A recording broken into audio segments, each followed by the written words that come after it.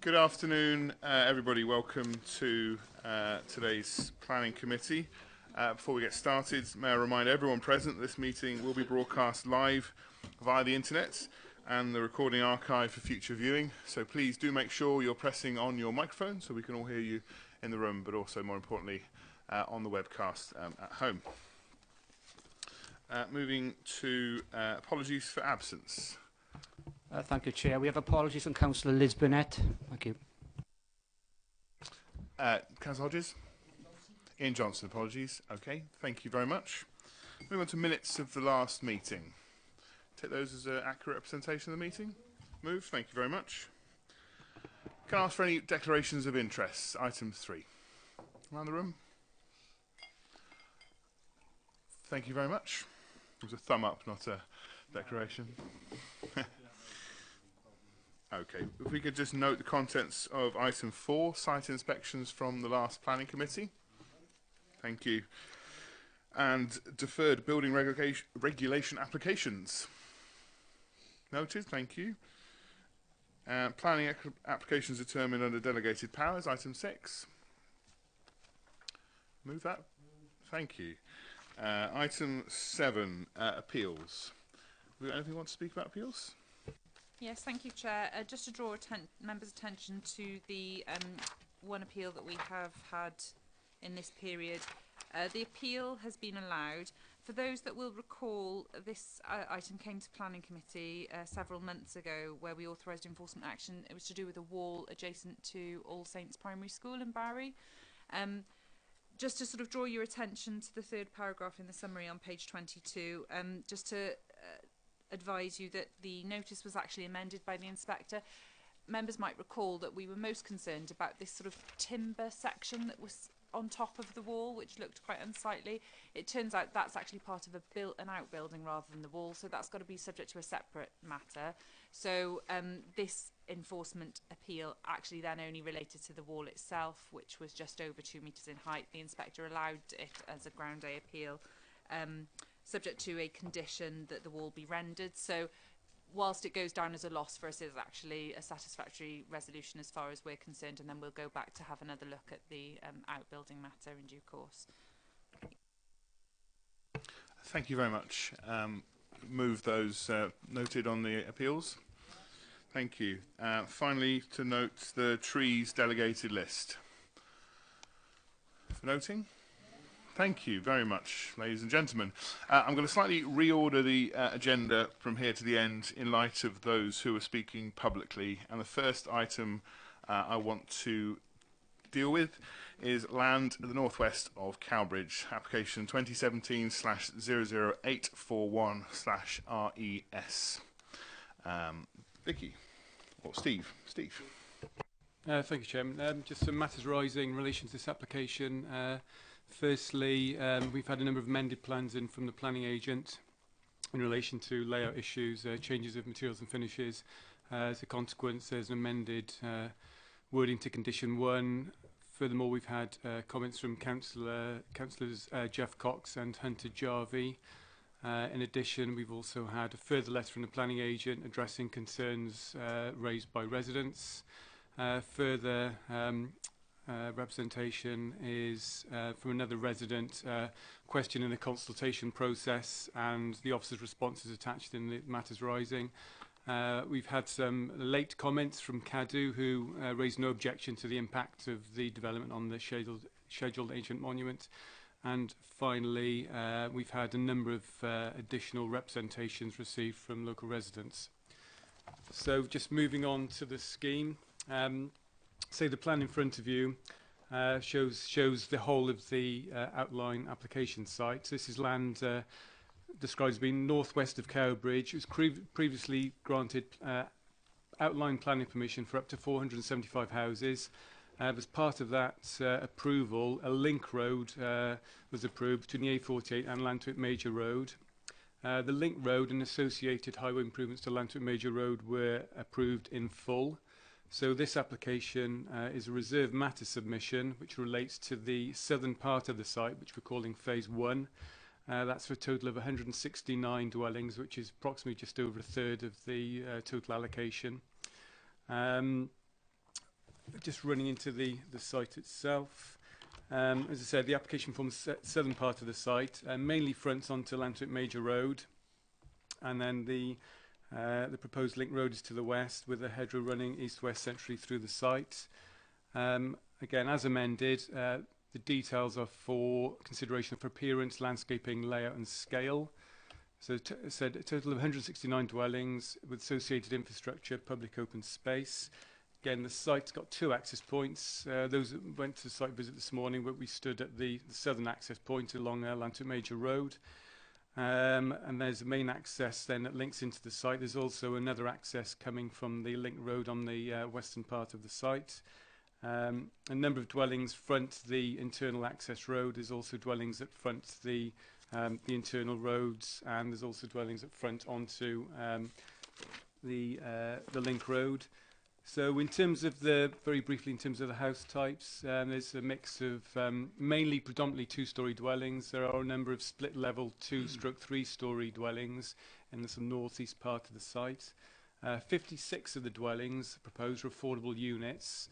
Of those, 16 will be low cost home ownership or intermediate, and 40 will be social rented. Just very briefly running through some of the issues that we've had. So the site has been subject to quite significant discussions with your officers during the pre-application stage and during application stage as well. So primarily in terms of the outline consent, there are a number of parameters and conditions, and indeed the section 106 restricted how the development could be built out in terms of heights, distances and buffers, etc., density figures. So the officers have looked at all of that, and what's submitted now is considered to accord with the parameters set out in the planning conditions of the outline consent. Not part of this site, but relevant is the allocation of 2 hectares of land for the primary school, which is located in the, difficult to point it out, but this sort of northeast of Lantwick Major Road. It's a sort of rectangle that's not included in this part of the application site. So the officers are happy that 2 hectares is going to be delivered and will be transferred in accordance with the timings in the section 106. So in terms of more generally, in terms of the layout, there's a 15-metre buffer along the western part of the site, and there's also a buffer on the southern part of the site. Predominantly the buffers from a visual impact point of view, and also in terms of noise attenuation and mitigation. Again, open space provision. Originally the application was 1 area of play and 1 equipped area of play. They've added an additional area of play to the western side of the site in order to better disperse the children's play provision. Again, in terms of, just to confirm, in terms of highways, so the geometry, the access point was approved under the outline consent from Lantwick Major Road, as was again the link road. So all the highway authority have considered in this application are the internal layouts, road geometry, forward visibility, and parking provision. Again, there's a public right-of-way that runs through 2 parts of the site, sort of broadly northwest and broadly east-west. Those may be required to be diverted. The public right-of-way officer is happy with that, subject to an informative that the public right-of-way division order is in place prior to any development commencing. So what we've presented in front of you really is a scheme that is compliant with the outline consent, compliant with current national and local planning policies. Thank you. Thank you very much, Steve. We'll next move on to public speakers against the application. I'm going to ask Dr. Christopher Pearce to please make his way up to speak. I'd like to remind all public speakers today of the time limit. I will enforce a 3-minute time limit, but don't feel you have to explain absolutely everything when you're making your initial statement. I'm sure members are keen to have all the detail, and I will permit questions of clarification if they can't understand anything. When you're ready, Dr. Pearce, please press your microphone on and you'll have 3 minutes. Thank you. Thank you, Mr. Chairman, for the opportunity to speak to this committee. I'm Chris Pearce, the coordinator of the Cowbridge and Lalblethian Residents Group.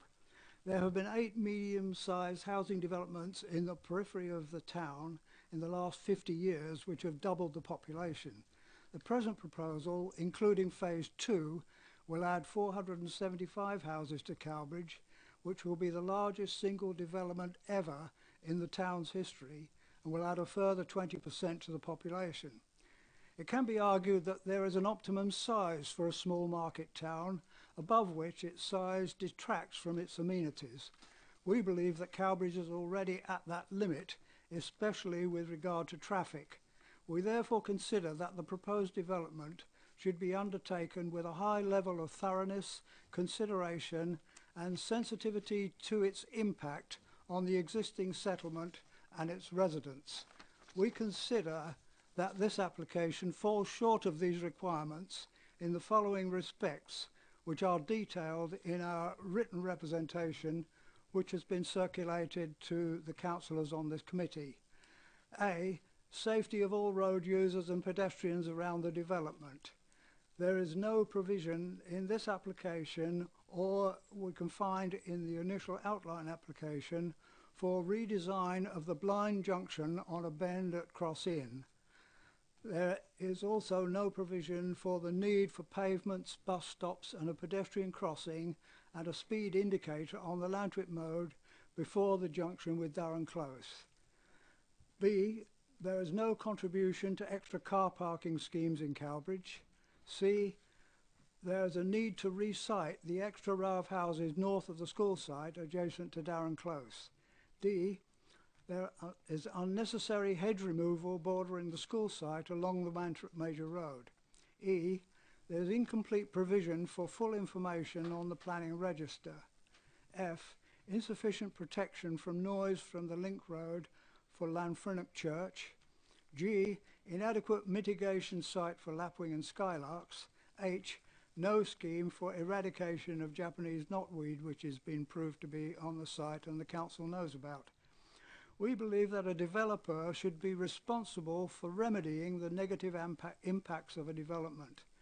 There are no items here which cannot be corrected by the developer, and we are keen to help him in this respect to make the development a success.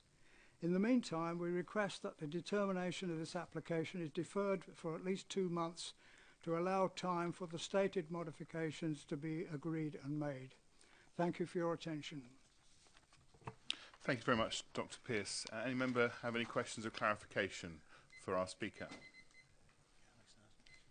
Councillor Driscoll. Oops, wait a minute. Okay. Hello there, thank you for speaking. You mentioned the safety of all road users around the new blind bend, or the blind bend at the Cross Inn. What are you thinking of? What's your main problem there? Presentation, and although the application makes provision for road improvements at Nash Manor, the B4270 junction there, it makes no provision for improvements to the Cross Inn junction with Church Road, Lambrethian, which is an extremely hazardous blind exit onto the B4270 in both directions and is more dangerous than the Nash Manor junction. Therefore, it seems illogical to us that measures have been taken to improve Nash Manor, nothing for the Cross Inn. The Cross Inn junction will experience much heavier traffic at the site, and as the site becomes more developed and occupied, especially when the proposed link road is completed and the school is built, which is also planned at the same time as phase 1 of this application. Thank you, Dr. Pearce. I think that's clarified the issues with the crossroads as asked. Any other members have any points of clarification? Thank you very much. If you'd like to step down. I'll just ask Steve to comment on some of those points as well. Thank you, Chairman. If you're okay to retake your seat, Dr. Pearce, thank you. Myself and Vicky will sort of come back on some of the points raised. Not taking any particular order. In terms of the Japanese knotweed, the officer has looked at the representation received, and we have actually now added an informative on to advise the developer of Japanese knotweed, which So they'll be fully advised that it is on or adjacent to the site and that it should be removed in accordance with accepted procedures. In terms of planning register, as far as we're aware, all of the application information has been exported on which a decision has been made. There's nothing we're aware that hasn't been exported. Certainly everything that we've had that is a current plan, all the supporting information, etc., has been made available for members and anyone else to view. In terms of noise on the church, again, Environmental Health have considered the impacts on the residential receptors, if you want to call them that. Again, that's what, in part why the 15-metre buffer is in place. I mean, on the basis that the residents can be within sort of 15, 20 metres of the road and it being considered acceptable, say they haven't raised any particular issues in relation to the impacts on the church itself or potentially the ambience, the setting of the church. Again, Vicky's going to come back on some of the highway issues, and all I can say is from the, as I say, the previous application approved in full the details of the link road and the improvements to Lantwick Major Road. Both of those include bus stop provision. In fact, they are shown on the plans on the link road and the school site. And Vicky, do you want to come back on some of the other points? Thank you, Chair. I just wanted to clarify for members about the issue of the crossing junction that's been highlighted and was discussed briefly on site today. And I have spoken to the highway engineer. I didn't expect highways issues to be particularly debated at this evening's meeting because those matters have already been considered in some detail at the outline and full applications on this site. So they weren't invited, and that's obviously the reason that they're not here. So I've spoken to them myself about this issue. Again, reiterating the fact that this was considered when the outline application was considered. The transport assessment at that time didn't highlight a need for off-site highway works at that particular junction. The traffic flows being generated by the whole development in outline, the 475 dwellings, wasn't considered to be so significant in that direction as to warrant significant improvements to that junction. So the Highways Authority at the time didn't raise any objections or any concerns or any need for any off-site highway works in relation to that junction. I need to remind members that this application is dealing with reserved matters for this parcel of land, and we shouldn't be using that opportunity to revisit matters of principle to do with the road design or off-site highway works, which were all considered and determined at the time of the outline application. Having said all of that, there were conditions on the outline planning permission to do with full engineering details of the road and any road works to be submitted. Those conditions discharge details are with us at present. We have those details and they're with the Highway Authority for consideration. At the same time, the Highway Authority are in discussions with the developers on their Section 278 agreements, which is to do with works being done within the highway. And so far, those discussions have included looking at where the Lantwick Major Road and the New Link Road connect and around the crossing junction in terms of footpath provision and potential crossing provision. So those matters are with the Highway Authority through their powers under the 278 agreement, and they are looking at those matters.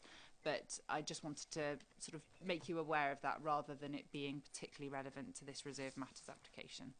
Okay. Thank you very much. And now I'd like to invite our next speaker, please, Mr. Paul Williams. If you could swap with Dr. Pearce, please.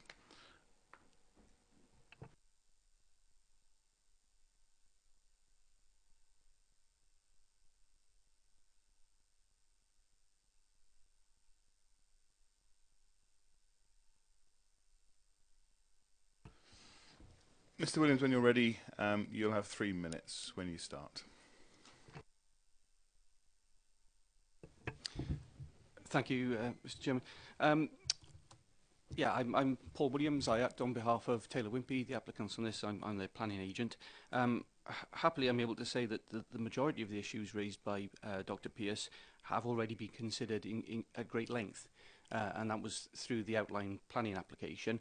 The outline planning application was supported by an extensive transportation assessment and through an environmental impact assessment. So a great deal of scrutiny has already gone into the principles of this application, and the off-site highways improvements have been determined and are set out within the conditions and the Section 106 obligation that relates to that outline permission.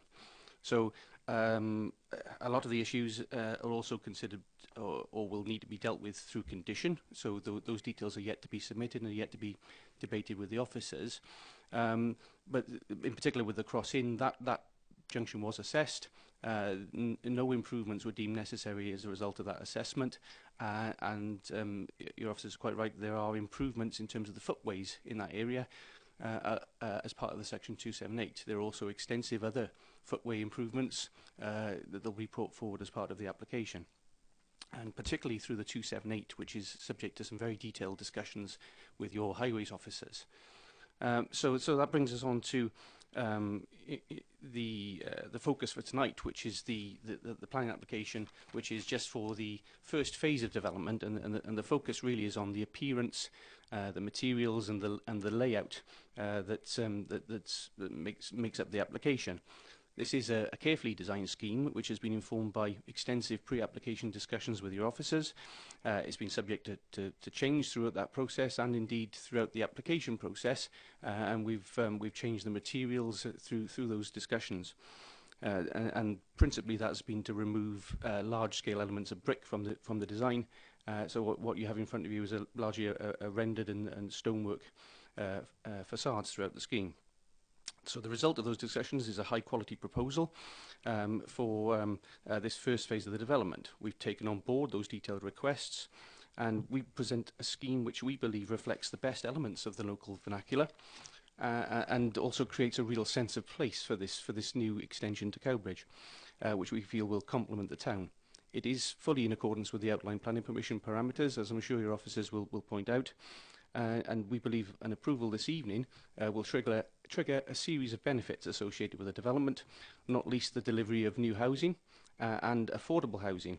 And this first phase of development brings forward some of the affordable housing earlier than anticipated within the original outline planning permission, which is seen as a benefit. It's also going to trigger extensive list of highways, community and education improvements. Thank you very much, Thank Mr. you. Williams. Any members have any questions of clarification for Mr. Williams? Councillor Parker. Thank you, Chair.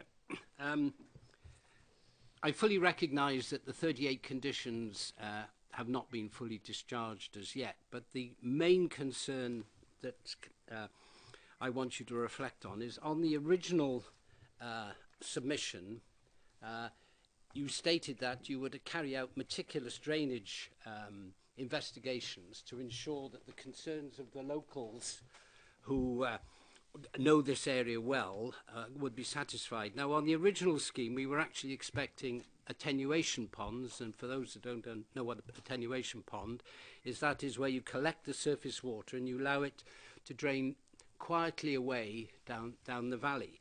The new system, which is I've now picked up on here, is actually infiltration ponds.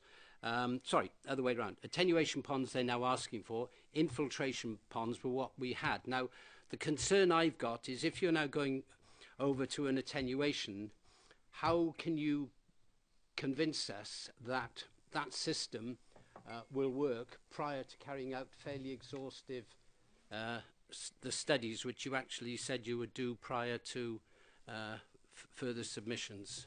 So the clarification is with regard to the outline conditions being different to this conditions, and obviously you made a point about the outline conditions being all met. So could we just clarify how we stand on those, and we'll debate them in the main course of the debate. Sorry, I didn't, so the outline conditions are all there for us to discharge, and there's detailed work ongoing to enable us to discharge those conditions. So this application tonight is just for the layout, the appearance and everything else. Those detailed drainage conditions still need to be put before the council for you to approve. and obviously we're not going to bring those forward until we have full agreement from your drainage officers that they're happy with everything, and also from NRW and Welsh Water. So that work is ongoing at the moment, and as I say, we're not going to bring that forward until we know that all of the professionals are happy with it. Thank you for the clarification. If I might briefly bring in Steve, and then I'll ask any other members for clarification points. So I don't want to bleed into the main debate. I know there are a lot of key issues, and there's been a lot of representations and paperwork and detail that I know our planning officers are on top of as well, but certainly they're clarifying the points. Steve, please. Thank you, Chairman. Yeah, as say Councillor Parker's raised, condition 26 states that no development shall commence on the relevant phase of development until a scheme of comprehensive drainage of that phase or wider phase has been approved. So, you know, whilst a comprehensive scheme hasn't been submitted with the application, nevertheless, as the planning agent has said, the condition doesn't require that. It just merely requires that the scheme is in place prior to commencement of development. So the scheme before you at the moment, if this recommendation is to approve and resolution is made to approve, in no way does it prejudice the council's decision in terms of discharging any of the drainage conditions. So if, for example, the council's highway engineering team are not happy with it and may require attenuation ponds or as a land not to be developed as proposed, say our decision in reserve matters doesn't prejudice any change to the scheme that might have to happen in the future in relation to the discharge of condition 26. Can I revisit the detail of the drainage when we get into the main debate? Is that okay? I've got Councillor Rowlands and Councillor Penrose with points of clarification. Councillor Rowlands? Are you able to clarify the material used on the roads, in particular the yellow sections where the junctions are? I just need to know what that is. The roads are a mix of a black top, I suppose, and a shade surface, which would be a block pavia. On the areas that you can see that are shade surface, the red and the yellow, that's likely to be, say, the block pavia. Thank you very much. Councillor Penrose. Thank you, Chair. Mr. Williams, yes, in your presentation you mentioned benefit to education, and the authority obviously appreciate the reservation of the school site and contribution to section 106 towards education. There's two concerns I have, and the one is the lack of drop-off facilities on the entrance road from the Lantwit Road, bearing in mind that quite a few pupils will be bussed into this development, and if you're bringing coaches in or expecting it to come into the school site, that could be very restricting. I think maybe that might be a bit broad for a clarification, but perhaps we can comment on that and we'll get the officers to answer in more detail and we can explore the conditions. Okay, can I couple on the other one, which the is other one, yeah, to do with the landscaping and security of the school site. It's not really defined here. Obviously you appreciate with a school site it needs to be screened from and also requires security element for safeguarding. We did have an expensive experience recently in Dinas Powys where this wasn't provisioned. Could you perhaps comment, or could you think of the result to this screening by landscaping and the security element, because we are backing onto houses on the new development on one side and to Darren Close on the other side, where this is a key issue obviously for that as a school site. Thank you, Councillor Penrose. We're clarifying the landscaping and effective drop-off and the perimeter of the school site. Clarification about how you see those. I can answer the first one about the buses quite easily. The primary route has been designed specifically to take a 15-metre coach. So that's the biggest that anyone's going to use to access the site. And the coach is intended to enter the school site, turn around within the school site and come out. And that's as a result of discussions with the highways department and with the education department. That's their requirement. Regard to the security of the site, this application is purely for the residential element. The delivery of the school site will be the responsibility of the authority.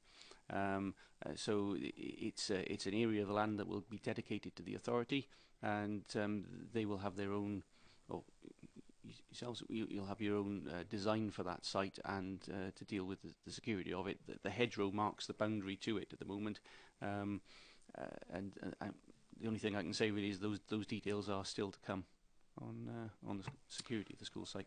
Thank you, and we can debate those shortly. Thank you, Councillor Penrose. Councillor Thomas. Thank you, Chair.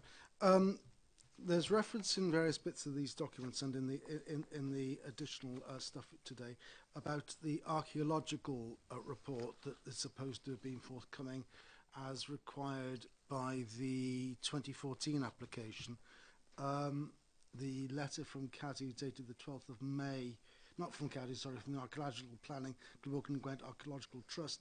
However, we recommend that the applicant should not be fully discharged the responsibility to ensure the work is carried out until the completion of all the archaeological work, which will be confirmed when the final report is submitted to you. Has this report now been submitted, can I ask? And if not, why not? If you're not able to answer, we can deal with that with officers and then within the debate, but if you would like to comment. Yeah, the process behind that condition is that there is an agreed written statement of investigation that was agreed with GCAT. The works have been done; those works are being reported on, and that final report has yet to be issued to GCAT.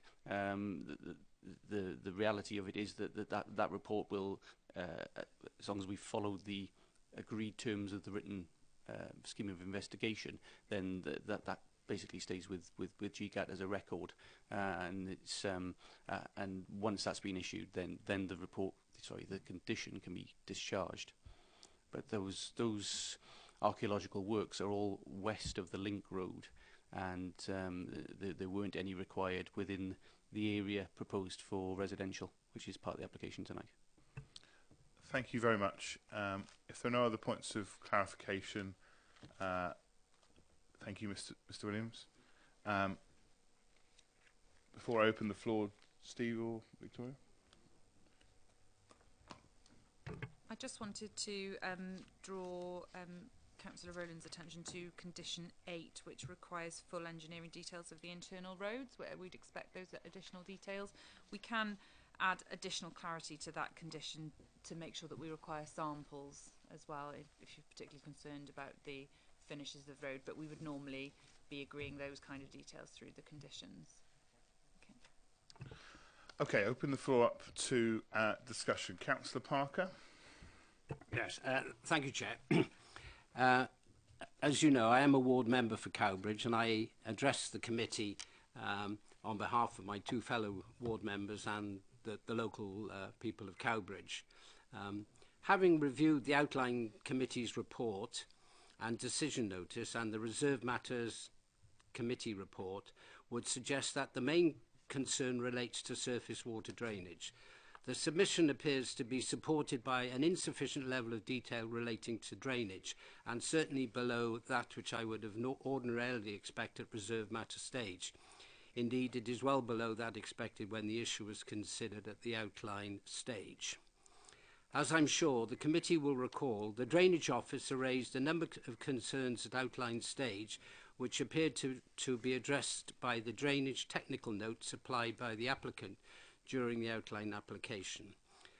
It highlighted that a meticulous design of the site levels is required to make the drainage system acceptable, and it was on that basis that outline approval was granted subject to conditions. Despite this, none of the information has been provided in support of this application, only preliminary details which officers are looking at the moment.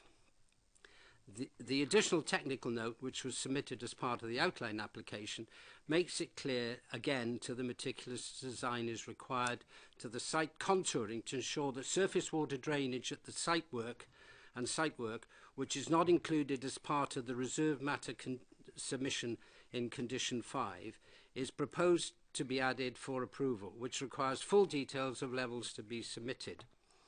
The technical note also refers to the fact that infiltration ponds with sufficient capacity to enable stormwater to slowly drain from the site will be required. However, the drainage officer previously required that infiltration testing to be complete to ensure that such features would work at the site, and it is unclear if this has been completed to date. In addition, the committee report references that these would now be attenuation ponds, which seem to be a fundamental change to the drainage strategy compared to the infiltration ponds, which were shown on the drainage strategy at outline stage. In addition, no detailed drainage strategy has been provided to demonstrate that the ponds shown on the site layout would provide sufficient capacity as referenced by being required in the technical note. As such, there is insufficient information to ensure that the surface water drainage systems would not result in on and off-site flood risk, as noted in the drainage engineer's response to the outline application. As such, there appears to be a sufficient lack of supporting detail and information over the proposed drainage system being provided on the site. The outline application was found acceptable, subject to the submission of detailed design of the drainage system. This information is not provided in support of the application, and it would be presumptive to determine a reserved matter application where significant questions remain over the ability for the drainage system, which addresses the issues at outline stage. However, having now reviewed the situation, I would be content if the original condition 26, which is now shown on page 26, was substituted for the condition 11. Condition 11, as far as I'm concerned, dilutes considerably the strength that we have to ensure that the drainage, which was gone into considerable detail in the original application, is, and I would move that condition 26 be substituted for condition 11. Thank you. Thank you, Councillor Parker. Do I have a seconder for the move of changing Councillor Penrose? Thank you. We'll come to that in a bit. Steve. Thanks, Chairman. Yeah, just while it's in my head, Councillor Parker's reference to condition 11. Now, condition 11 specifically relates to surface water management during the construction process. So, if we were to substitute one condition with another, we would be falling short of our sort of obligations to ensure that the site is specifically drained. So I'm comforted that actually we've got condition 11 as a standalone construction management surface water condition, and then condition 26 is the principal condition which covers all scheme of drainage. Another thing I'd just like to make members aware is that previous resolution when we dealt with the outline consent was that all the drainage conditions is brought forward and determined by members of planning committee.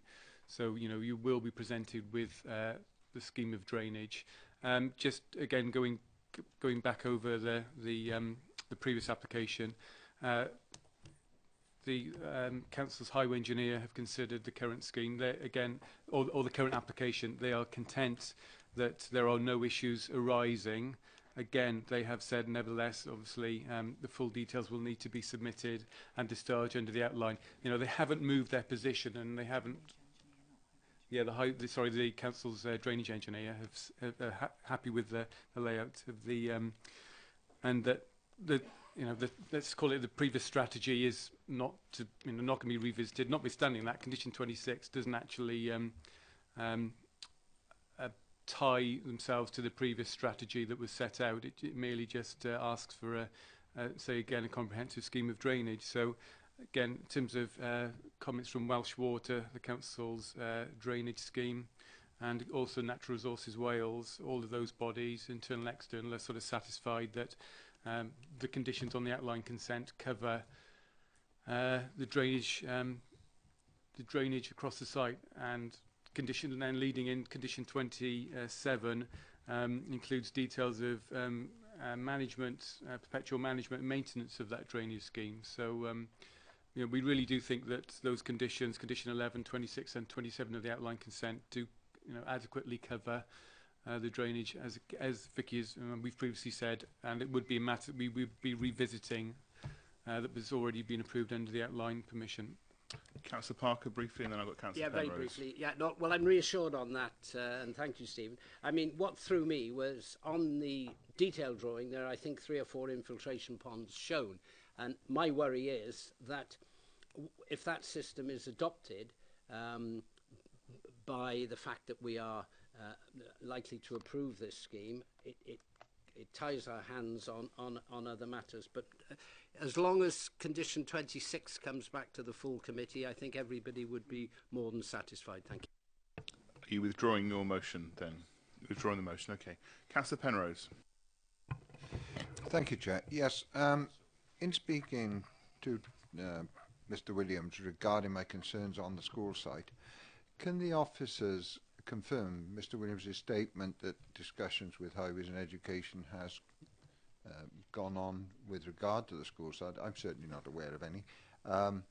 The other thing which does concern me is, and I can see we've got landscape and footpaths going along the front of the school site for the entrance, but we all know that the biggest habit is parents will drop off outside the school. We've got quite a narrow road, and I think that even if we forget anything else, it's going to be a considerable annoyance to all the houses along that frontage to the school, where parents will stop and not wish to enter the school site. Also with regard to the boundaries and screening, because when we have back gardens or front gardens or properties onto school, it is of concern to us, and I'd like it to be taken forward as a condition perhaps in the application. Can I just check you're also happy to remove your seconding from that motion? Yeah, thank you. Insofar as it affects this application, perhaps officers could comment on the provision of space to drop off within this scheme. Thank you, Chairman. Vicky's just trying to pull up the plan of the the main link road from Lantern Major Road. During the application process with discussions with the highway engineer, who then discuss with the school public transportation officer who deals with school transport. That road has been designed for buses. Obviously, in terms of school provision and pupils arriving on a bus, obviously the bus will drive in and drop off in the school. So in terms of that layout, that's going to be for the council to consider when they put an application forward for the school. Other than that, I would take your point in terms of drop-off by parents, etc. I mean, there are, if you can see in the plan, there are a number of visitor spaces on the right-hand side of the road next to the public open space. There's sort of pairs of visitor spaces that have been put in, not dedicated to school drop-off, but general visitor spaces in terms of the development as a whole. So, I spoke to Highway Engineer about this matter this afternoon. They consider that to be adequate in terms of provision of school drop-offs, given the very short frequency and turnaround, and there's sufficient parking. Or that any other parking wouldn't be to detriment of the highway safety, given its short-term nature. But certainly the road has been designed, and consideration that has been given quite some length in terms of school provision and dropping off and coach access. Thank you, Steve. Any other members wishing to comment? Okay, in which case, move the officer recommendations.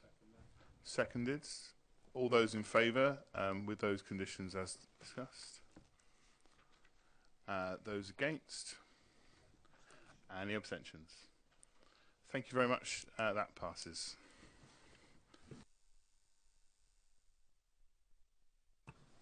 Moving on to next item on the agenda, in my reordered agenda, our next item will be 2017/00859/FUL in Llantwit Major. Who's speaking on this? Victoria, please. Thank you, Chair. Just to... No, we haven't got late reps on this one, sorry. I thought I was getting myself confused with another one. So we were out on site to have a look at this one this morning. This relates to a retrospective application for a fence in Llantwit Major, for a 2-metre high fence which has replaced a hedgerow and a tree at the frontage of a property. If you bear with us, we're getting the plans up. There was quite a lot from the Cowbridge site, so we'll filter through those.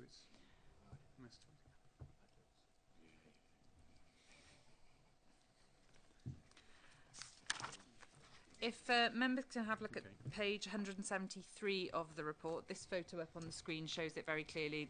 The fence in question is the what have we got, the 5 panels there at the front of the building. On page 173 of the officer's report, it shows the context of the site, and in particular a photo from Google Images which shows what it looked like before the fence was erected. The as we saw today at the site, the surrounding street scene is really dominated, as you can see from these photos, by low-level enclosures, hedgerows. You've got a few sort of metre-high picket fences and a few hedgerows that are a bit taller than that, but generally very open frontages.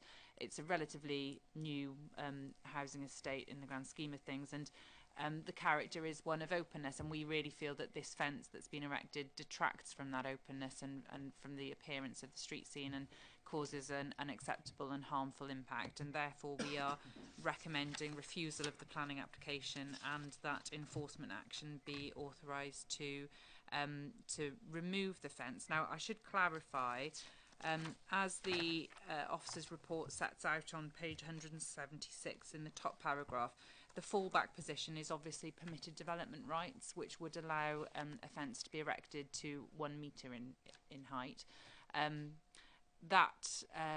The permitted development rights on this estate are intact, they haven't been removed, so that would be the fallback position. So actually the enforcement authorisation should be that either the fence be removed in its entirety or that it be reduced in height down to 1 metre, which would be permitted development. So just to clarify, that's an amended recommendation that officers are proposing. Thank you, Victoria. In the running order of the committee, I now ask Councillor Gwyn John to step forward, who wishes to speak on this application. When you're ready, you will have 3 minutes.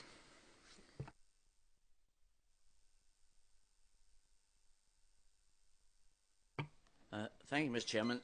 Mr. Goodwin, I understood Mr. Goodwin would speak before me. So the running order in the committee is those objecting to applications, any councillors of the Vale of Glamorgan, right. Those supporting the application, council officers can then comment, the committee will proceed to debate it, and then we will have balanced the debate with no right to reply. Well, let's just change from the previous committee. That's all I wanted to point I think out. normally perhaps the public is speaking against the application, and so in most cases you would be following on from someone who wishes to speak against an application. Obviously this is in favour because the council are recommending refusal, so that's why this is how it is. Well, it doesn't make much difference basically, Mr. Chairman. I mean, the 3 minutes starts now then, thank you. I understand entirely what the situation is.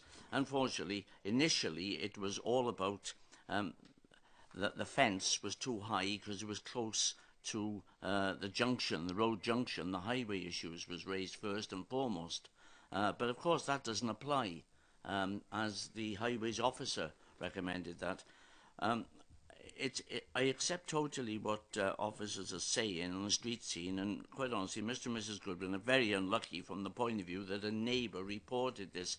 Because there are a number, in fact, across the Vale of Glamorgan, there are hundreds of people who are breaking the law with fences. I can name a couple more this afternoon in Lantred Major. I went to a house in Lantred Major this afternoon, and there was a fence in this street, which was, since this morning meeting, I thought to myself, well, this fence doesn't meet the street scene. But it happens everywhere. What I'm saying is, what I'm suggesting to the committee this afternoon, if committee would be minded to put a condition on this, that the occupants, the application basically, that they are given 6 months to change the structure of this fence, whether it be in with the appearance of the fence, whichever way they see fit and which is acceptable to the officers.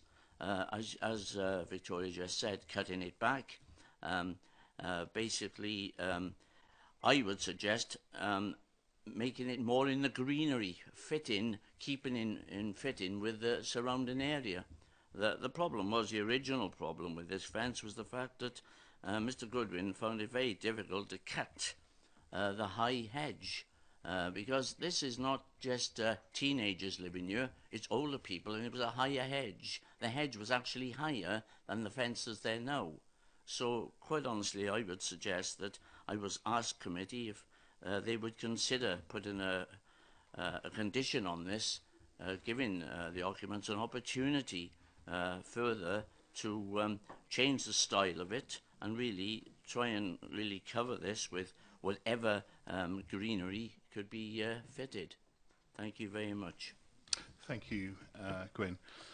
Mr. Goodwin, if you would like to take your seat up there, sir. When you're ready, you can turn your microphone on. You'll have 3 minutes to speak. I'm sure we can clarify anything, sir, if needs be. The hedge we replaced was overhanging the footpath and the roots had begun to lift the tarmac of the pavement. The fence we erected has a contemporary slatted panels introducing a modern clean style to our garden and we also think the cul-de-sac. It also defines the border of the footpath. The materials used will weather to a natural silver grey over the next few years, blending in with the garden, something I feel the planning officer may have not taken into account. Objecting on the grounds of distaste and being visually harmful is subjective. I looked up visually harmful and it means disturbing the visual areas of people by creating harmful changes in the natural environment. Clutter, cell phone towers, open storage of trash, electric wires. These are often considered as visually harmful. And today it seems a fence in a cul-de-sac is also visually harmful. The objector asks why we feel the need for the fence. Firstly, health and safety, and secondly, retaining privacy. We are 71 years old and not in the best of health. I've been a type 1 diabetic for 44 years and today suffer from dizzy spells. My wife, a very keen gardener, has been suffering from a bad hip for a year. It became increasingly difficult to keep the hedge in a reasonable condition. We had to climb a stepladder to help us cut it from both sides. For safety's sake, we thought it was better to replace the unruly hedge with something neater and needing less maintenance. The fence is lower than the hedge. We can see more of the street now from indoors than we could previously, and we do not get headlamps shining in our window at night when neighbours leave the cul-de-sac. The hedge was actually 6 foot high. We have always tried to maintain our property to the best standard possible, thereby keeping the appearance of the road attractive to residents and visitors alike. We regularly sweep the pavement and gutter at the side of the house for fallen leaves and litter, keeping the area looking clean and well cared for. It's a matter of pride in the environment for that reason. I feel it would be deterrent to other people to improve their properties or maintain it satisfactorily if this application was to be refused. You will appreciate this has been a very stressful episode for my wife and myself, and anxiety has caused us many sleepless nights. There was no desire on our part to shut ourselves away. Remember, we've been behind a 6 foot high hedge for 6 years. On the contrary, we are welcoming and sociable people engaged with our neighbours, chatting regularly and attending all the street parties they have in Court to David. The complainants are very private individuals and have rarely acknowledged us in the 6 years we've been in the house. We have respected their wish to remain so. We erected the fence in good faith, believing we were replacing like with like in terms of height. We were unaware the planning permission was required, and that was a genuine error on our part. I cannot help thinking that we are being made an example of and punished for this. There are no covenants in the deeds restricting the erection of fences, so I am disappointed at the planning officer's recommendation. Thank you for allowing me to give my reasons for disagreeing with the planning team, and I hope that this time the committee might come to a more encouraging decision. Thank you, Mr. Goodwin. Any members want to ask any questions or clarification? I thought it was very clear, sir. If you're okay to step down. Victoria? Thank you, Chair. In terms of the visual harm, Mr. Goodwin's quite right. It is a subjective matter. It is a case of taste, and when it comes to looking at things like design and visual impact, those are the sort of assessments that Planning Committee and your officers have to have. I have to say, myself, all the principal officers, the appeals enforcement officer, the case officer, we all felt that this was an unacceptable fence in terms of its height in this location, in this context of a street where it's all open, it's all hedgerows, it's all low-level fences, and we all are of the view unanimously that this is unacceptable. Planning Committee are entitled to come to a different view if you disagree on that, what is effectively a subjective matter. In terms of what the local ward member advised in terms of a time for compliance, obviously if we did serve an enforcement notice, we wouldn't be doing it tomorrow. You know, it takes a few weeks to get that process running, and then usually there is a reasonable period for compliance. I would suggest in the region of 3 months is normal for a fence like this in terms of compliance, and as I advised, that would either be removal of the fence or dropping the height of it down to 1 metre so that it was compliant with the permitted development rights, but also would really overcome the harm anyway in terms of the height, which is the main concern that we have with this. I accept Mr Goodwin's point that it is roughly the same height as the hedge that was there previously, but I would argue that a hedge is certainly a lot more attractive and in keeping with this street scene and with the environment than this fence that's been erected in replacement. So that's all I would say. Thank you. Councillor Williams. Yes, thank you. The couple of points, and I agree, one of the issues, the first impression of that is, well, that does make an impression, doesn't it? And it's not in keeping with the design. So the suggestion that to give it time to bed in or whatever, or to give it some cover or something like that, I think that would be much more acceptable, because if the height isn't an issue, because it's a similar height to the hedge that was there, it's the fact that it stands out. And I'm sure that if it was put into the same colour as a hedge colour, then we wouldn't be having this discussion. So my suggestion would be that we put a condition in that the fence is made of a colour which appears as a hedge, and I'm sure that that would be much more amenable than, because the point that the applicants made is that one of the issues is the fact that you've got street light cars passing the windows, and this fence provides that cover for that. So the fact that the fence colour is the issue, my personal suggestion would be to allow either the fence to weather, as suggested, or to... Do you want to move that as a condition? Move that condition? To move that. I move that the fence be allowed to either mature or to a colour similar to a hedge, so that nobody can argue with it, because the height certainly isn't the issue. Do you have a seconder for the motion, the condition? Councillor Thomas, you're going to speak next anyway. I would second Councillor's suggestion there. We had the benefit of looking at this place this morning. The fence as it stands it's well constructed. It's made of it appears to be made of high quality materials, but it is visually intrusive on that corner. The height is, to me, isn't such an issue. As has been observed, the hedge that was there previously appears to have been of a similar height.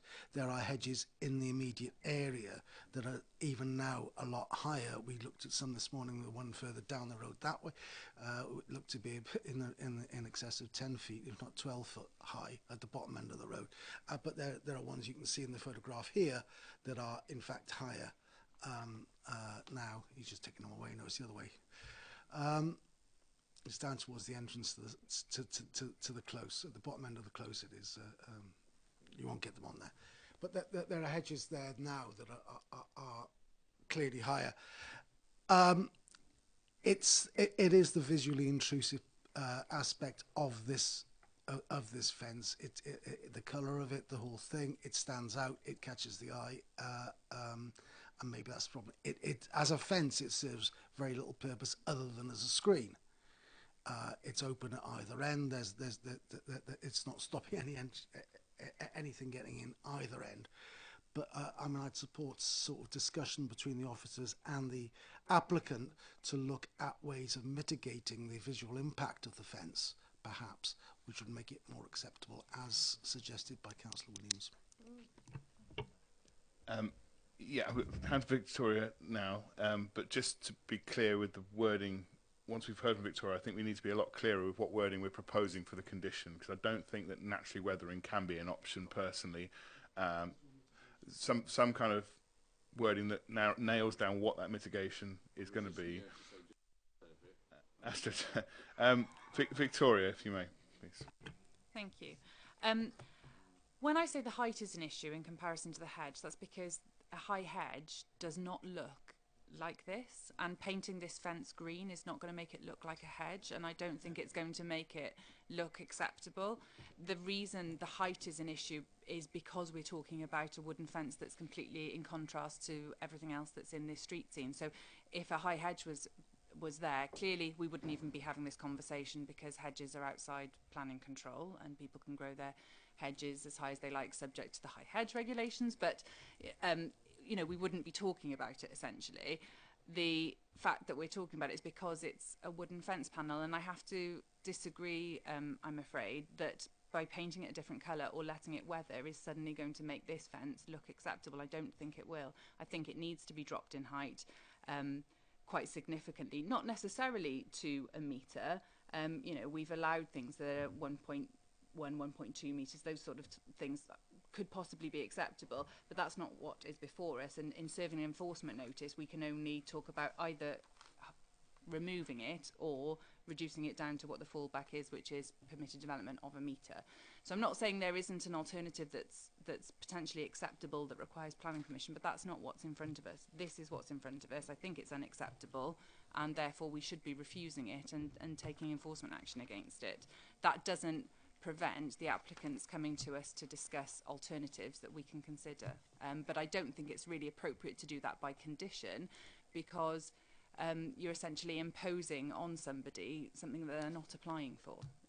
You know, painting it is one thing. We could by condition require it to be stained or painted in a particular colour. My view is that that's not going to make it acceptable. But what we can't do by condition is impose that they reduce the height of it by a certain amount, because that's not what they're applying for. Thank you, Victoria. Councillor Thomas. Yeah, I agree that painting it is going to have very little effect on it. But however, when I talk about visual mitigation, I was thinking more in terms of a natural development, use of maybe climbing plants and that sort of thing that would actually soften the whole thing. It would make it look less, and it would, as I say, it would be something perhaps could be negotiated between officers and the applicant. A clematis growing on it, or a honeysuckle, or something like that would both would soften the whole appearance of the thing, and fit in with the area. Thank you, Councillor Thomas. Councillor Parker. Yeah. I mean, I'm smiling because I'm going to quote an American president who once said, lipstick on a pig means it's still a pig. These sites, because they're high density, are characterised by open areas in the front. It is quite clear that if this was allowed and everybody did exactly what is here, the whole character of all the sites, including the Darren Farm site, which came today, with very, very, very carefully detailed front water. So I would move officer's recommendation. I know it would never be allowed, but it would be a precedent that we would regret forever and a day. And I think this would be supported quite clearly by an inspector if it went to appeal, because there are plenty of cases both in the Vale of Glamorgan and throughout the whole of Wales where the inspector has found in favour of reducing the height or removing it. So I move. Thank you, Councillor Parker. Victoria, I knew what Councillor Parker was going to be saying, so I went across you. Sorry, I just wanted to clarify the point, because I think we're going to have to take the vote on the first motion first, aren't we? So I wanted to clarify what it is that you're talking about. But just to say, you can see from the one photo in particular on the screen now how close the fence is to the back of the footway. There really isn't room for decent landscaping in front of that fence to screen it from the exterior.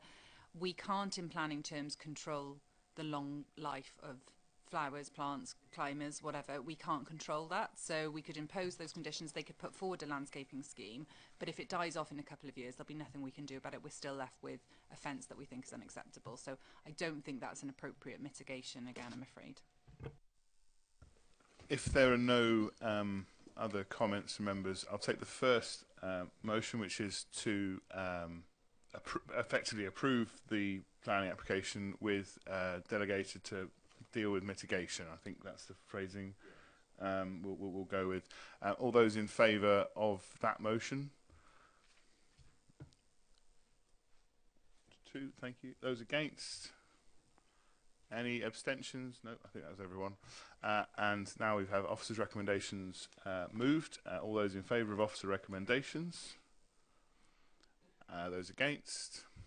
And any abstentions? Thank you very much.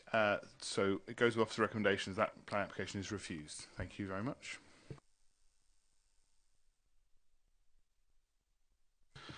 Next application moving on to is 2017/00737/FUL7 Barry Road, Barry.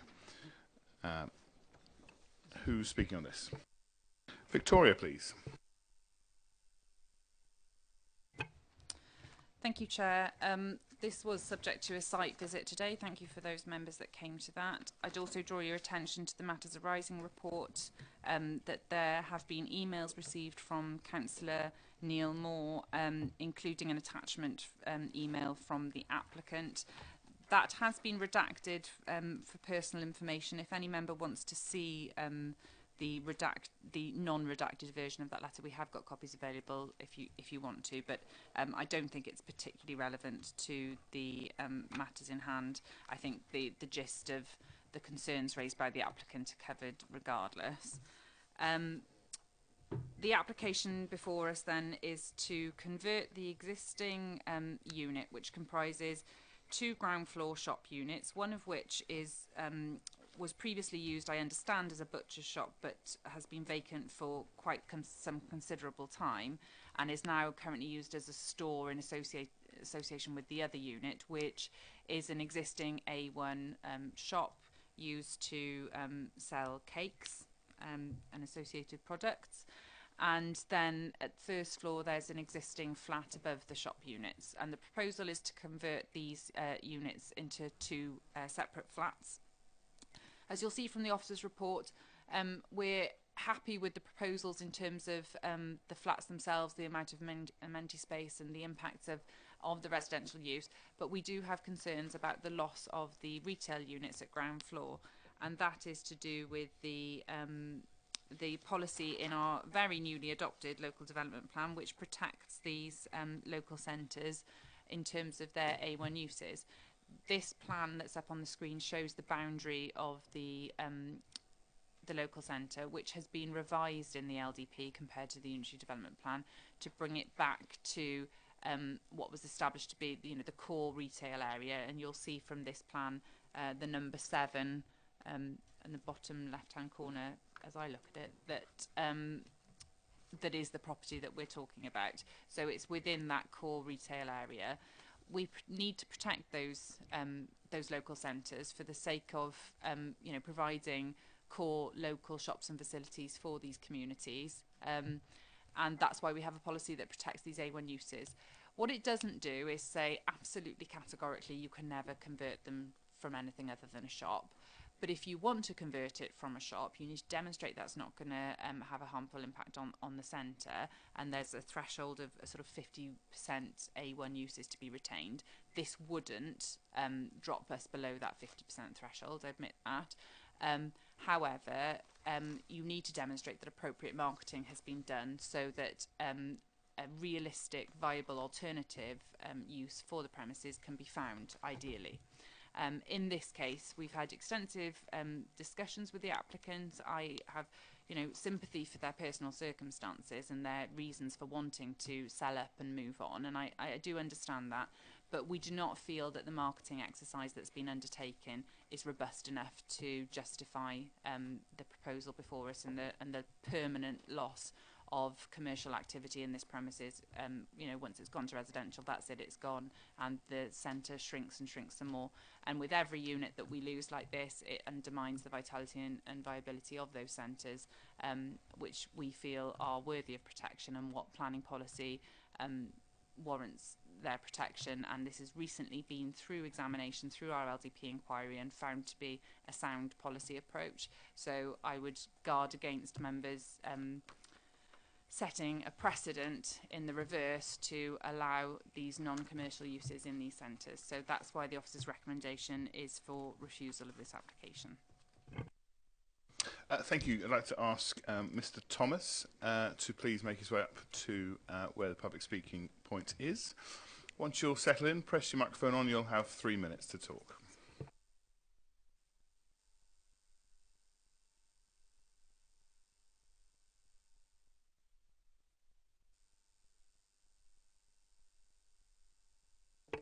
Hello, I'm Kai Thomas, and I'm acting as the agent for this application.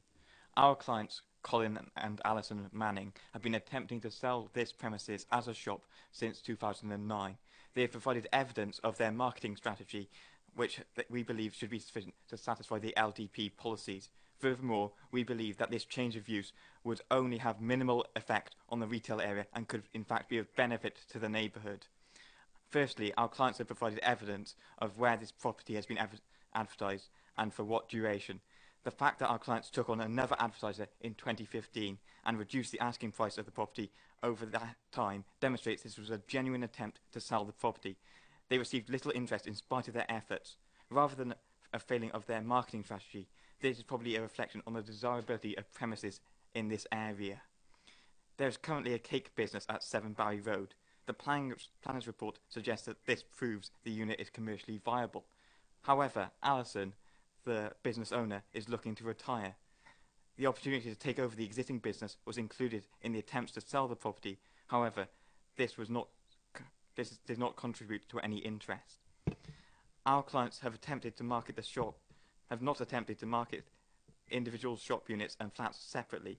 It makes sense to sell these as combined, as their facilities are interlinked, with shared access to outdoor space and combined electrics. Our proposal would have minimal impact on the retail area, as it is sited right on the edge of the area. It is neighboured by plot with planning permission for dwellings, and there are dwellings on the opposite side of the road to this premises. There are 2 other retail areas within 350 metres of this local retail centre, so local people have a very well served for shopping areas within walking distance. This new dwelling is in a highly sustainable area thanks to the number of local facilities and good transport links. New flats may be encouraged on the adjacent vacant plot, helping prevent antisocial behaviour on that plot. As I've said, Alison, the business owner, is looking to retire. She has been unable to do this without selling 7 Barry Road to pay the mortgage on her existing home. Her desire to retire has been made more urgent by the growing care requirements of several close family members. This helps explain why leasing the property is not an option for our clients. They are looking for a clean break to sell the property and kickstart their retirement. We do not believe that this policy should prevent our clients from retiring, especially when they have made every effort to market the property over the last 8 years, and this conversion would create a sustainable new dwelling and may actually benefit the neighbouring area. Thank you. Thank you very much, Mr. Thomas. Any members want to ask any points of clarification before I should step down? Can I just clarify the timeline of reductions in prices? You talked about reducing the prices in your statement. If you haven't got it to hand, I believe we may have the information. When was the last time it was reduced in value?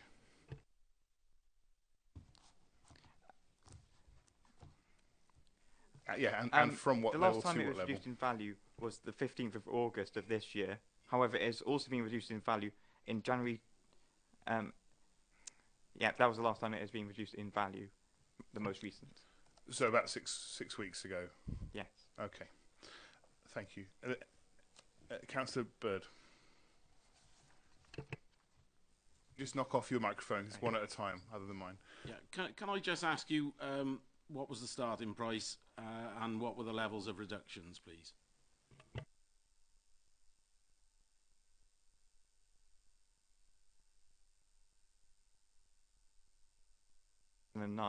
Was £220,000. Then with King's Transfer Business in 2015, they tried to sell it for £285,000, and they reduced it in price in August to £279,950. So it went up from 220 to 290, and then now 279. Is that what you were saying? Sorry.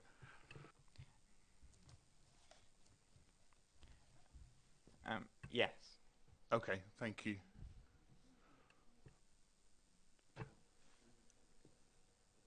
Okay, there are no other points of clarification. Thank you very much. I know it can be really nervous sometimes speaking in front of a big committee, and thank you very much for your time. If you're okay, just to step down, thank you. Who's going to... Victoria? Steve? No? I don't think I've got much more to add, really, from what I've already said, unless members have questions in particular. Councillor Bird. Thank you, Chair. Whilst I do sympathise with this, I know it is difficult to do business in this day and age, and some of the smaller areas it is very difficult, but I just don't feel that the price they've been asking is a realistic price. It's a shame we haven't had time to get the DV or whatever to give us an estimated value, but personally I'm a little uncomfortable with the levels of asking price. I feel that they're a little bit on the high side to be realistic, and my suggestion would be that we go with the officer's recommendations, that they continue to market it for the next year, and they get a free go to come back to planning committee within 6 months anyway, with a new application if they can prove they've, and in that time, if they do choose to come back, I suggest we get a valuation from the DV to make sure that we're happy with these valuations. So it was a move officer recommendations, and do I have a seconder? Councillor Parker. I'll second that. I've got Councillor King next to talk. Oh, sorry. If I may. And then Rachel. Thank you, Chair. I do have sympathy with the owners, but that's not the reason. That's not what we're being asked to consider here today. But I have to say that I think that allowing superstores to open in the vicinity of neighbourhood shopping areas and then their smaller satellites is probably far more injurious to anything that this committee may decide, and we give them permission because we can't resist it, and I suspect that's the issue. My thinking here is that the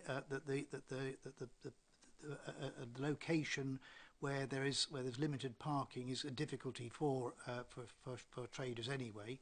It's also on the absolute periphery. I think the visual impact of what I'll choose to call a dead shop has probably more damage to a neighbourhood shopping area than anything else, and I'm fearful that that's what we're going to create.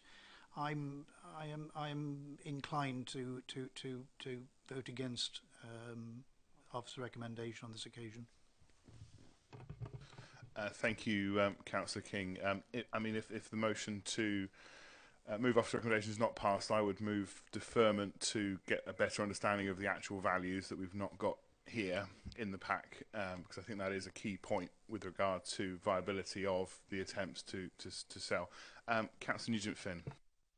Thank you, Ben. The vacant area next to the property, what's the status of planning for that, please? Does anybody know?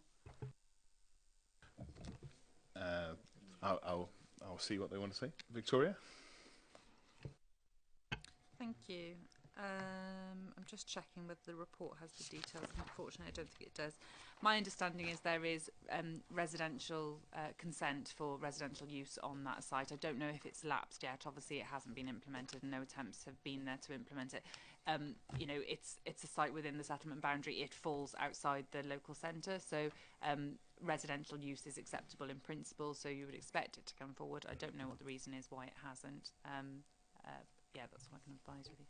Certainly the representations made by Councillor Moore make reference to a set of flats on that vacant land having been approved previously. Councillor Wilkinson. Thank you. I'm going to vote against the officer's recommendations. I know that area. There's double yellow lines. It's a bus route. No one can park. And I know the lady in that cake shop is not making much money. I know that for a fact. Never worried about Main Street. When we were changing shops in Main Street, there was lots of shops in Main Street. There isn't any more. It's all accommodation. We're not worried about it then, so why are we worried now? Those two end properties are not suitable for business anymore. Tesco's is taking over everything there. And those two businesses and the butchers went out of business a long time ago. Councillor Hodges. Thank you, Chairman. I'm getting increasingly worried by people who are coming up to retirement age and wish to trade in their shop premises in established shopping areas for residential to basically fund their retirement. And I understand perhaps it's their main asset and possibly the only way that they can achieve the money to do that. However, I think we need to defend our shopping areas. I think we need to promote our shopping areas, and I think we as a council need to do everything we can to do that. I certainly know that there are schemes coming forward and happening within Barry, especially to do that. If we do not look after the shopping areas and their diversity within this town, we will lose them all, and there will be no other option rather to have everything given over to the big boys. So I'm sorry, I will have to defend the shopping areas, and I would say I will back the officer's recommendation.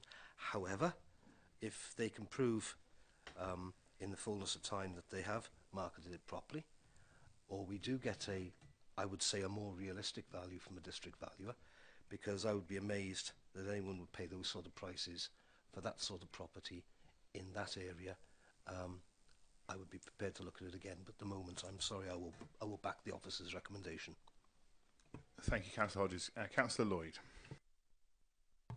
Can I just ask Vicky, Steve, a question? If we go against officer's recommendation on this, does this potentially set some kind of precedent for the future? Yes, I would argue it would, not least because we are in a very fresh planning chapter in terms of having just adopted our LDP. You know, these matters were given consideration by our LDP inspector a matter of months ago. He defined he didn't define it, we defined the boundary of the local centre, and he found that to be sound. And for us to very quickly approve an application that is contrary to that policy and hasn't adequately demonstrated appropriate marketing exercise, then, you know, I do feel it would set a harmful precedent. You know, as I've said, the policy doesn't preclude these conversions so long as a proper job is done of trying to get an appropriate alternative use for the sake of, you know, the longevity of our local centres. I fully accept that lots and lots of units have been lost on Main Street, and as we drove through there today, it's really sad to think what those retail centres once would have been, all along Barry Road, all along Main Street, all along Vere Street, and they have really shrunk in size. And to my mind, that's why it's so important that we look after what's left. So yes, it would set a precedent. It would make it more difficult to resist other unacceptable or mediocre marketing exercises of other premises, and that's why you've got the recommendation in front of you. Okay, I'm going to go to the motions now. So we've had... I accept what you said, but okay. Okay, Councillor Parker. I've got a reason for seconding it. The reason for seconding it is I agree with the planning officers. It's an unrealistic valuation. In fact, it's been made on the basis the retail unit is advertised as a successful and operating retail space. So we're hidden within that price, obviously, is an element relating to the business, and that's probably where Councillor Bird valuation figures go. The only way you could proceed on this is on a valuation as a vacant premises ready for occupation, because at the moment they're trying to sell it as a business. So on my view, that's the reason it should fail, and I second the officer's recommendation. Thank you, Councillor Parker. Sorry to cut across you. Move to those. So we've had that moved initially. All those in favour of officer recommendations, please.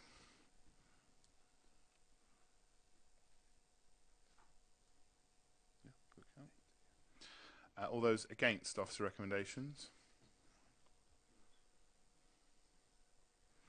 And any abstentions, please?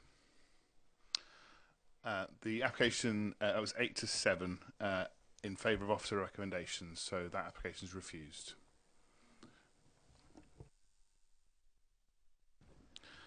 Thank you very much.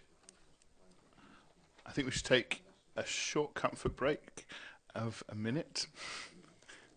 2 minutes, and we'll restart. We've got 3 more applications. We've jumped forward in the agenda, so we've got enforcement action and 2 other applications. We'll restart. We'll restart at 5:30. It's 5:25 now. I'll accept that. 5 minutes, please. Thank you.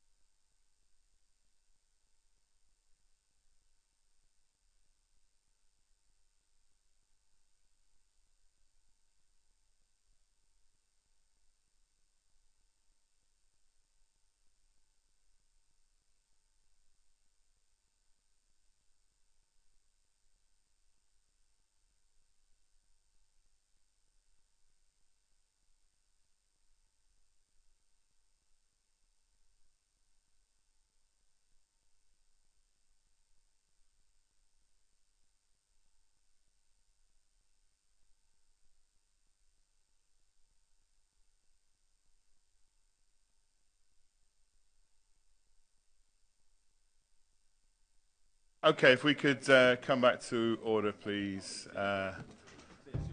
We can get going.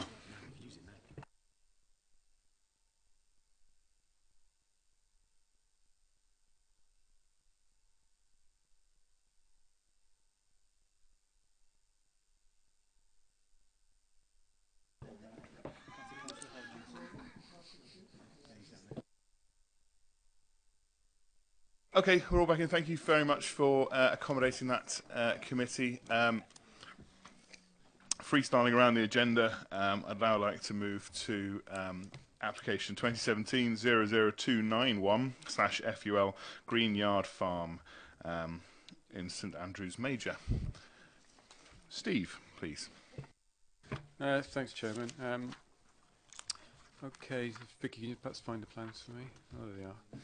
So this is application for a change of use of the existing stone and timber barns to residential, and also the erection of 12 holiday accommodation units and shower block. So in terms, just more generally, in terms of the site adjoins Argyle Lane, which eventually links to the A4231 Docks Link Road, which is some 900 metres to the south. It's broadly between sort of Dinas Powys and Barry. At the moment, the site is occupied. There's a detached dwelling to the south, and you've got two barns, a stone barn and a timber barn. There's a former milking parlour, and to north of that there are more recent agricultural type buildings. So the regional farm use has long ceased, and the supporting statement notes that the outbuildings are now used primarily in connection with the adjoining St Andrews Major Golf Course. The site lies in the countryside, outside of settlement boundary of Barry and Dinas Powys, as defined in the local development plan. So, so Vicky's showing the. If we can perhaps go to the barns first. So there's say two existing barns. One's a quite a unique timber barn. Very few examples of those in the Vale. The other barn is a stone barn. We've had a preliminary structural surveys, particularly of the timber barn. The building control officer's looked at that. He's happy with the structural integrity of it. In terms of the general principles of conversion of the two barns, it follows sort of national guidance and the guidance in our new LDP policy in terms of minimising any external impacts. So there's minimal alterations, so utilising existing openings, minimising the number of roof lights, etc., and reducing the number of or limiting the number of additional openings. And that approach has been taken on both the stone barn and the timber barn. So as part of the application as well, I believe is proposed new garage for the existing dwelling. So it's a really two-part application. It's already been submitted as one sort of rural business plan to support the golf club. In assessing the application, both elements, as set out in your officer's report, are considered acceptable in their own right. So we've got the barn conversions to the south, which if they came in without the campsite above, they would be considered acceptable. Equally, if the campsite came in without the conversions below, that would be acceptable in its own right. So in terms of the campsite, as you can see before you, there's a number of units proposed. There's 12 units in total, varying forms of accommodation. You've got sort of the domed semicircular type pods, and you've also there's a sort of detailed photo of those. We've got some quite spacious accommodation. That's a photo example of what you're likely to see. So there's a mix of unit types. As part of the proposal, there's some highway works proposed. There's a sort of a pull-in entrance. There is a highway objection to the scheme, not in relation to parking, but in relation to servicing and provision of on-site turning. So to address that, the agent submitted a scheme which shows a pull-in area adjacent to the access. So your officers are satisfied that when refuse vehicles do come once or twice a week to service the campsite, that the vehicle can safely pull in without causing any highway obstruction and service directly off the highway. As part of that, we've added a condition on details of a bin store to be located adjacent to the pull-in area. So From a planning point of view, again, it's a low impact, sustainable, a good example of sustainable tourism. So it's supported both by national and local policy. And similarly, in terms of the barn conversions, again, those are considered acceptable and appropriate conversions, again, considered under a different policy, but in terms of the impact on the countryside, it's minimal impact. And the scheme does include some new hedgerow planting and landscaping, but say unlike other applications, this is, I won't go into greenfield, brownfield argument, but reusing an existing sort of underutilised site that the road links through from the campsite into the part of the golf course to retain an access. So, say the recommendation before you is to approve the scheme. Thank you very much. Thank you, Councillor Driscoll. Thank you, Steve. As a local ward member, I think this is an excellent proposal, and I move that we follow the officer's recommendation. Seconded. Councillor King.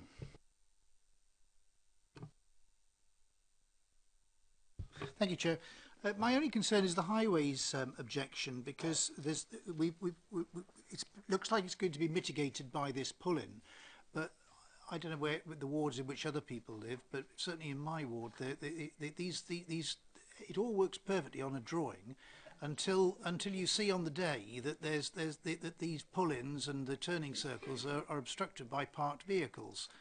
And therefore my question is the pulling going to have any form of restriction on it to give it a fighting chance of being available for the servicing vehicles? Thank you, Steve. Thanks.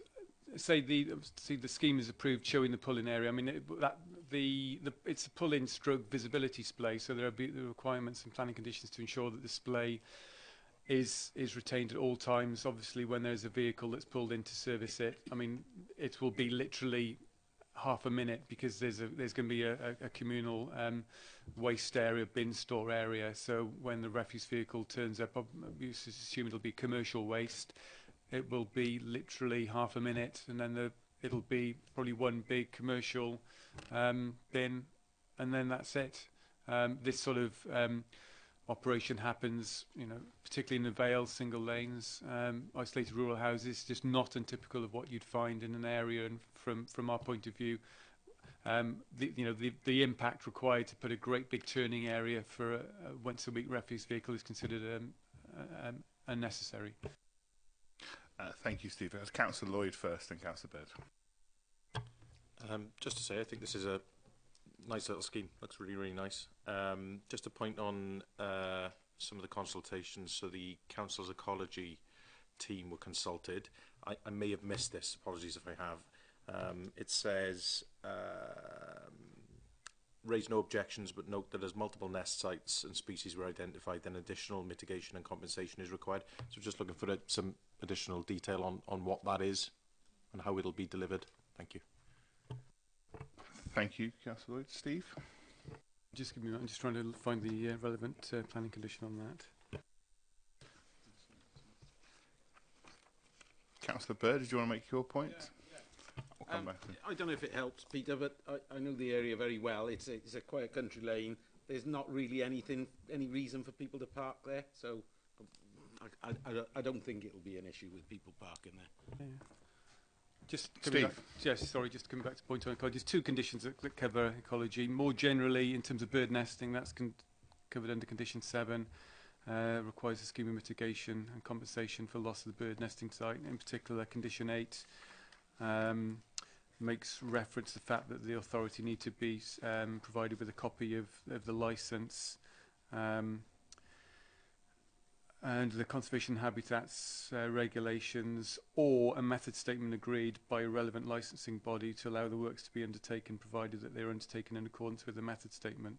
So again, on lots and lots of applications, particularly in rural areas, ecology conditions are typical, and that's pretty standard wording, based on, I guess, to a degree, often an element of risk and the likelihood of what's going to be found. But obviously these conditions will be written up in conjunction with the comments from the ecology officer, and if necessary, comments from NRW. We've gone through, as a competent authority, we need to be satisfied ourselves that we have to follow 3 tests. On page 85 to 86, we've run through the tests, which we have to do when there's a licensing issue, and say we've gone through the tests, and we wouldn't be able to make a decision unless we satisfactorily met all of those tests. Councillor Hodges, please. Thank you, Chairman. I have to admit, in all my years on planning, there have been constant attempts to develop along Argyle Lane. In fact, ever since the golf club was first opened, and I would argue that the lane is in fact unsuitable for additional developments, whether it's 2 new or 1 extra residential house, and also this idea of holiday accommodation units. There's a suggestion in the application that it would support the golf course, but that in itself, I think, is a red herring.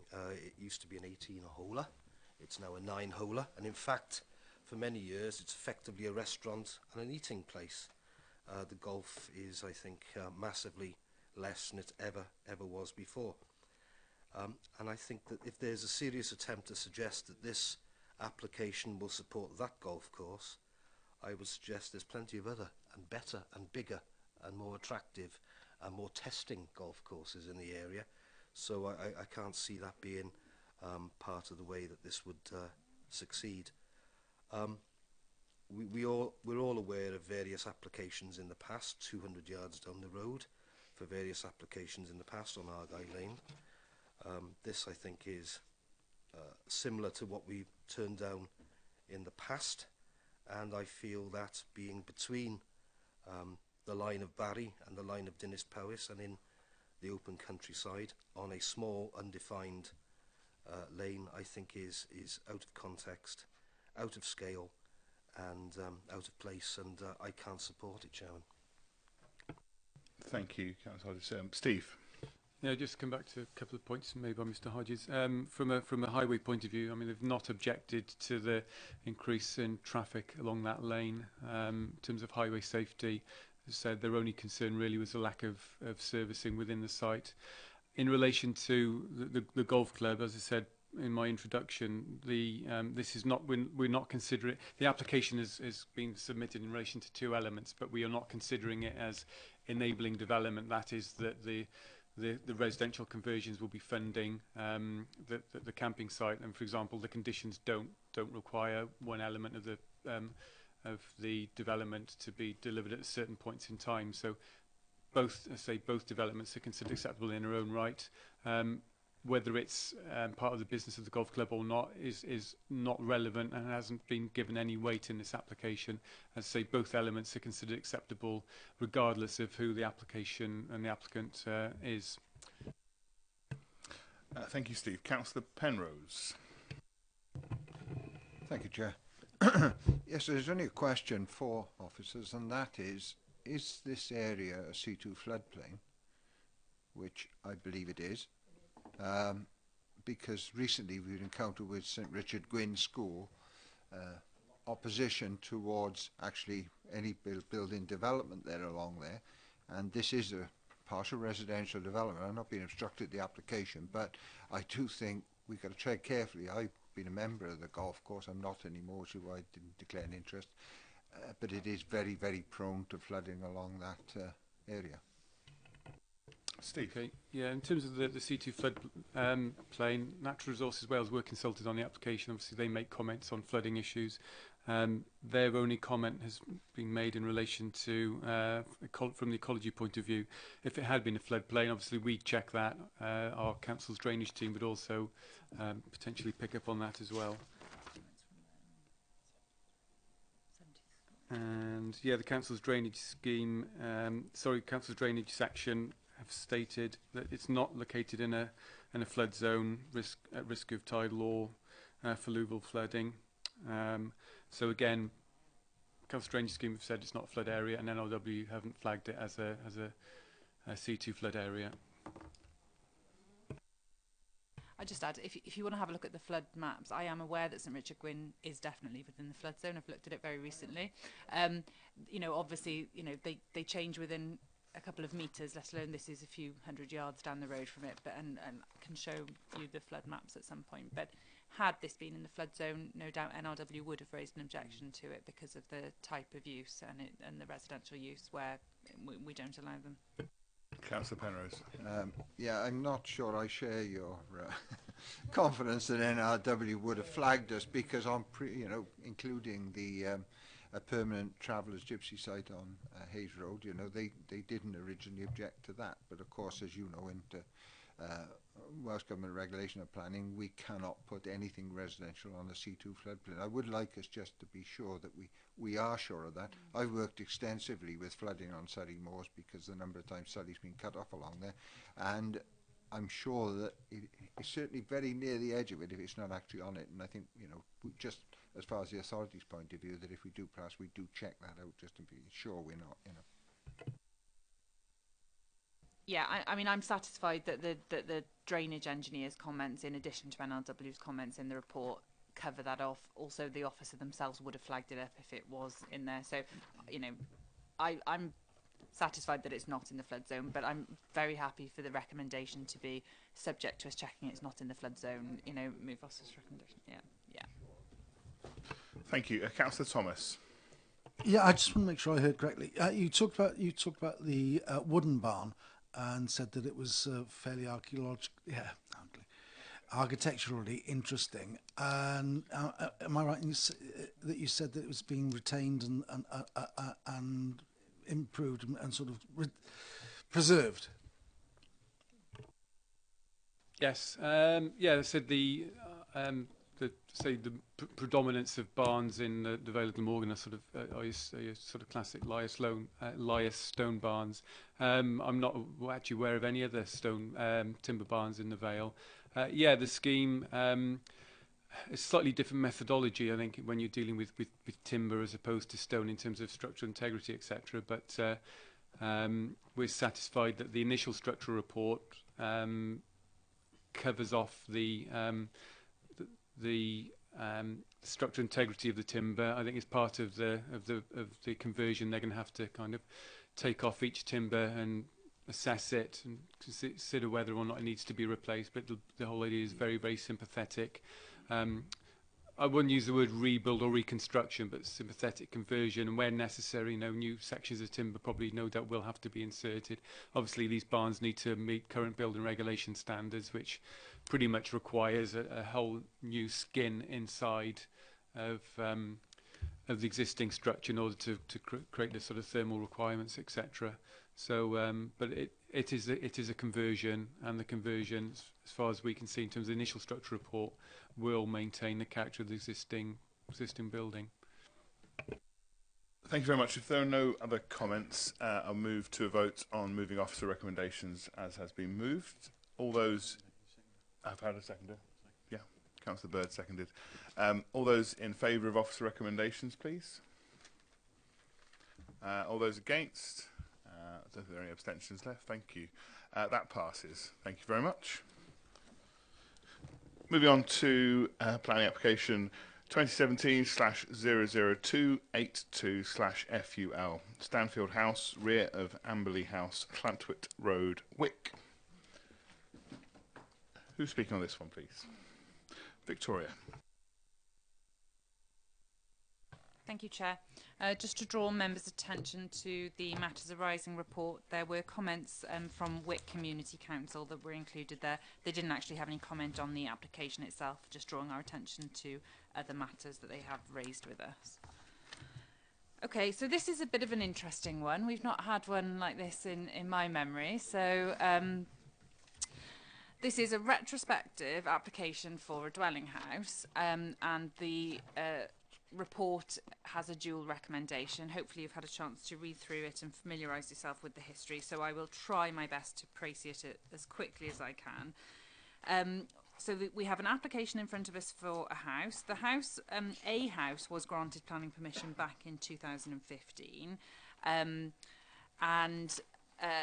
when a house started being constructed, we had an enforcement complaint that it wasn't being built in accordance with the plans, and in fact when we investigated it, it wasn't being built in accordance with the approved plans, and there were a couple of additions that, if the house had been built and finished and occupied as a house, those additions, being single-storey extensions, would potentially be permitted development. But when a house is under construction, it doesn't benefit from permitted development, right? So you have to build what you have planning permission for. So what they started building is a house that they don't have planning permission for. So we sought to regularise that and invited planning applications. So this is back in May 2006. An application was submitted, but it was, sorry, 2016, not 2006. I'll put my teeth in, sorry.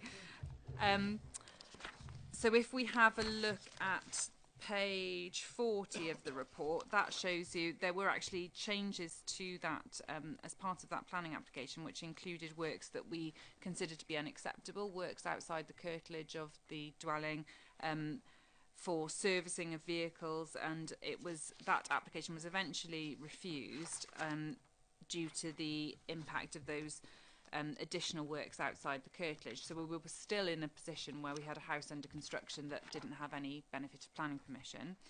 We served an enforcement warning notice, again advising of that, which eventually led to the submission of this latest planning application, which is now in front of you, which was received earlier this year to regularise and grant planning permission for the house that's been built. As the report goes into in some detail, we are satisfied that the house itself, including the new additions, which are shown on the plan up on the screen, which is essentially the single-storey element to the side and the single-storey element linking the house with the garage, we're actually satisfied that that is acceptable in planning terms, that the dwelling itself is acceptable. It's within the settlement boundary of Wick, which was amended in the LDP. So it forms an appropriate form of infill development.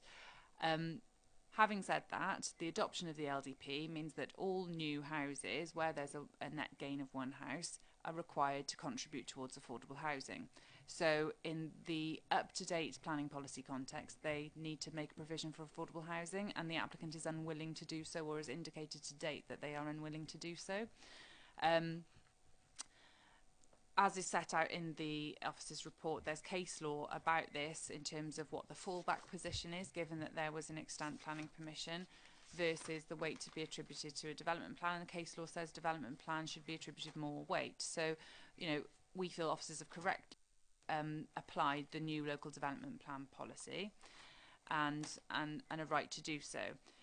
So we're in a bit of a difficult situation there, where the applicant is refusing to enter into a legal agreement or to pay that contribution. But also members are aware that the policy allows for an argument to be put forward to justify not paying that contribution if it is unviable in development viability terms.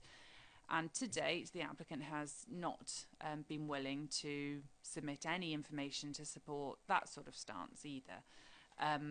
So we are left with essentially a planning application that we don't feel we can approve without making provision for affordable housing or demonstrating that such provision is not required. And we're left with a house without planning permission, so we have to consider whether or not it's expedient to take enforcement action against that.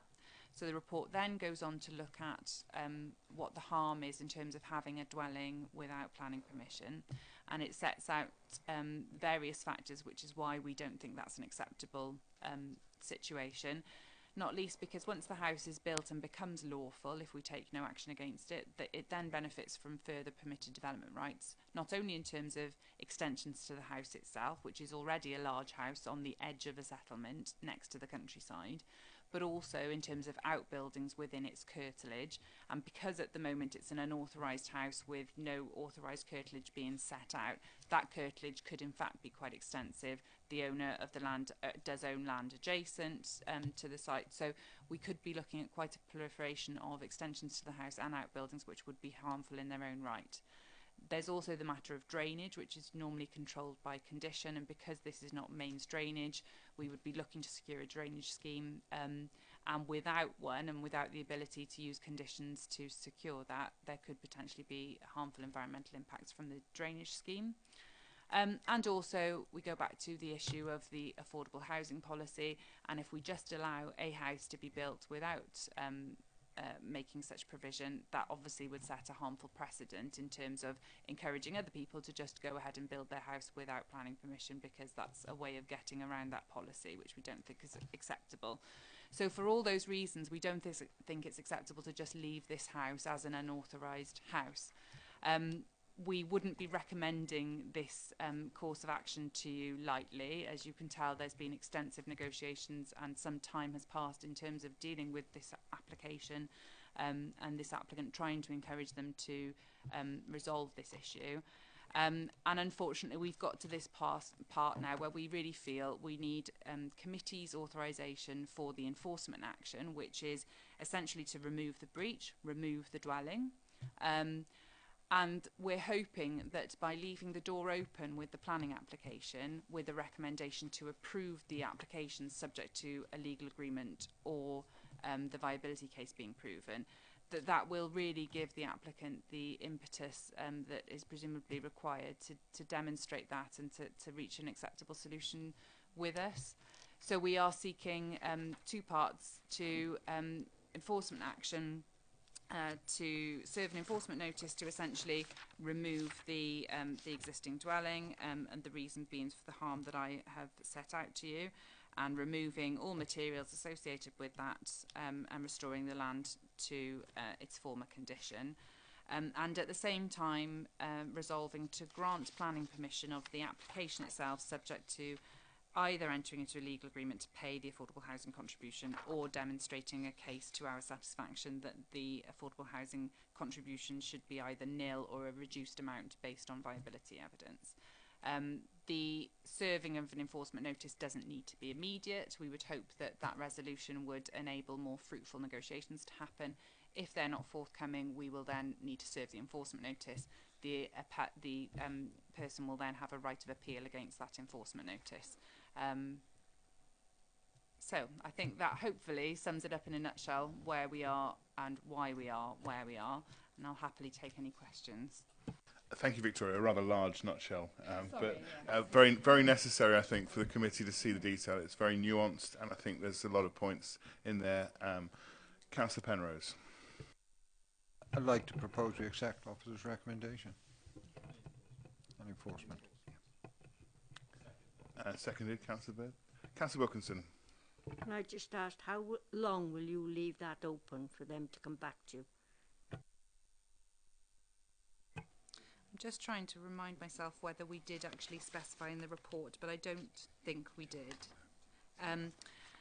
At this stage, we're hoping that this action, a resolution, will actually really enter into a fruitful dialogue. But what we don't want and what we can't do is leave the matter to carry on and on. Just to clarify, I think it's another important point. The status of this dwelling, this is not occupied currently. Not at this stage, no. So our understanding is it's virtually complete, or if not already complete, and therefore ready for occupation. But we understand it's not occupied at the moment.